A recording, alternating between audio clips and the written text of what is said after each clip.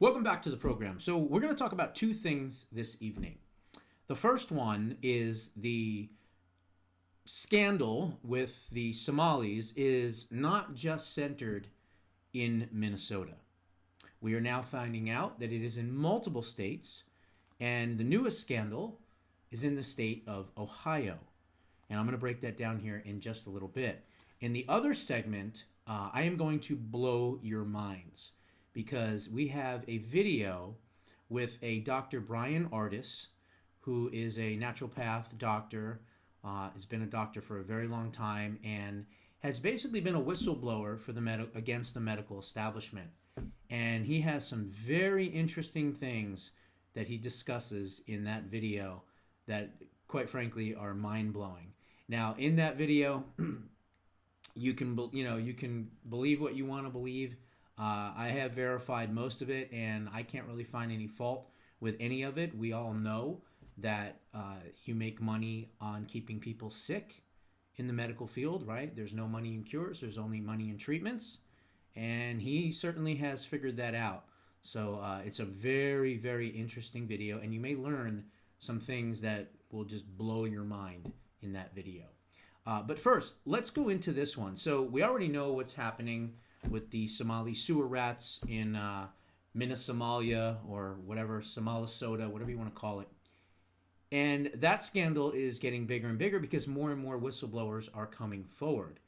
And as they're coming forward, we're finding out even more information. I'm hearing reports of more than $8 billion, maybe 9.8 to even 10.3 at this point. And again, they're still expanding. And so we know all the fraud that they've done, from Medicare fraud to money laundering to purchasing high dollar items and cars and houses and all these different things, and basically stealing money from people that were impoverished that actually need that money. And so fake diagnosis, autism, all these crazy things that they've done. Well, it doesn't just sit only in Minnesota. Here's a story out of Ohio. Listen to this. This is a doctor. I'm sorry, this is an attorney. I apologize. And her name is, let's see here, Ohio attorney Mehek, Mehek Cook, Cooke, was being interviewed on Fox News Digital, and she is a whistleblower in Ohio, and she's got some very interesting things to say. So let's play some of this right now.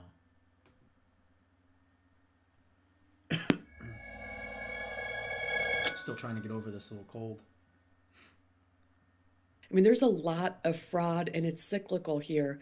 Most of the individuals that have come and talked to me, Peter, are terrified. They have said, and I quote, "I will be stoned to death if I show my face on camera or expose what's happening." I think that Minnesota was just the tip of the spear. And as you continue to see what's happening across the country, I think logically you should start with a place like Ohio. We have the second highest Somalian population. I live in Columbus, Ohio, so we have between 40 and 60,000 Somalian residents. We're one of the largest Somali communities in the United States, and many came here legally. There were refugees between the 1990s and 2000s, and many of them are law abiding. I know the Somalian community, great people. Many of them are working hard. The problem today is not the community, it's actually the criminals within the Somalian community that have exploited Ohio's Medicaid program, because we have a system right now. It's one of the easiest in the Midwest to game. I was able to uncover through confidential sources that are part of what are called the provider community, individuals that came to me to state that there is massive fraud in the Somalian community. When you look at the program today, most of these waivers in the Ohio Medicaid program, you're looking between about 80,000 people a year. That's all individuals in Ohio that can qualify. Less than 60% of that is institutional care. So when home care are going up to about 60%, we're able to actually provide care if you can find a provider. So In Ohio in particular, the law is interesting. As an individual, so say I want to take care of my elderly, aging parents at some point, I can become a home health provider. And this is where the Somali community has been really clever. They've been able to find loopholes in Ohio law to provide for care for family members, even when they don't need it. And what's specific about this is there's a model that we've created, but there's loopholes in terms of fraud. And there's really a playbook here in terms of what the Somali community is doing. So an individual will come in from the community. Many times they have a translator, and they will ask a doctor to say, my family member has memory issues, they need help bathing, they can't assist or take care of themselves. So mobility issues, fall risks, preparation of meals. And many clinicians, what they're doing is they're rubber stamping this. Clinicians are getting kickbacks, which means that if they rubber stamp this, once that individual or that provider starts getting funding through the state of Ohio, they get a kickback, which means a small piece of that funding that's really meant for severely disabled individuals. The reason I know that this is happening, again, providers have been asked to rubber stamp memory issues. All of this is subjective, right? If you think about it, you come in and you say, my parent is aging, they don't remember things, they can't bathe themselves, they're following. And they don't check anything. They just rubber stamp it. So the guy comes in, he goes, my kid has a disability, autism, brain cancer, memory loss, whatever it is. They go, okay, sure, no problem. Because they don't want to question him, because if they question him, now all of a sudden the Somali is going to be like, oh, well, you're racist. You don't want to help me, and you want to question me and my integrity because you're racist. And if you call a white person, most white people, certainly not me, if you call a white person a racist, that's it. They'll bend over backwards. They'll do whatever you want. Please don't call me a racist. Oh my goodness. And that's what they do. They use white guilt against white people. They do it all the time. Listen. All you're doing as a doctor, the ones that are corrupt, the ones that are getting kickbacks, the ones that know full well that a Somalian individual really doesn't need that care, they're just rubber stamping a lot of these. And then that same individual, a week later, that's supposed to be bedridden, is all over social media, whether they're out dancing at a party or something like that. So the symptoms aren't really adding up at the end of the day. And so several of the community members started reaching out to say, we did not want to engage in fraud. We specifically said, no, we will not be a provider to the Somalian community. So they have been excommunicated from a lot of these activities and a lot of even patient care. But they felt that it was really important to expose this. We have entrusted states to look at the funding and to allocate it, to build programs, to build rules and regulations. But unfortunately, in states like Ohio, it is being infiltrated and broken down because you don't actually have independent assessments with not only doctors, but somebody at the Department of Medicaid coming in. There's not random visits that are happening all the time. So a lot of times what's happening is an individual is coached to lie to a doctor. The resources and the individuals in the community I've talked to, they have specifically said 99% of the time, the individual has been coached and they do not qualify for the Medicaid funding. And when they're denied, there's visceral hate against that provider. And so many providers are trying to get out of this because they don't want to be stuck in a community where they're made to be villains or receiving death threats for doing the right thing. They have a duty of patient care, but that's not what's happening here. But many of this is happening through coaching. And there's clearly a language barrier because somebody else is able to speak in Somali and help to direct the elderly person for care. So this is where they're pocketing thousands upon thousands, which adds up to millions of dollars.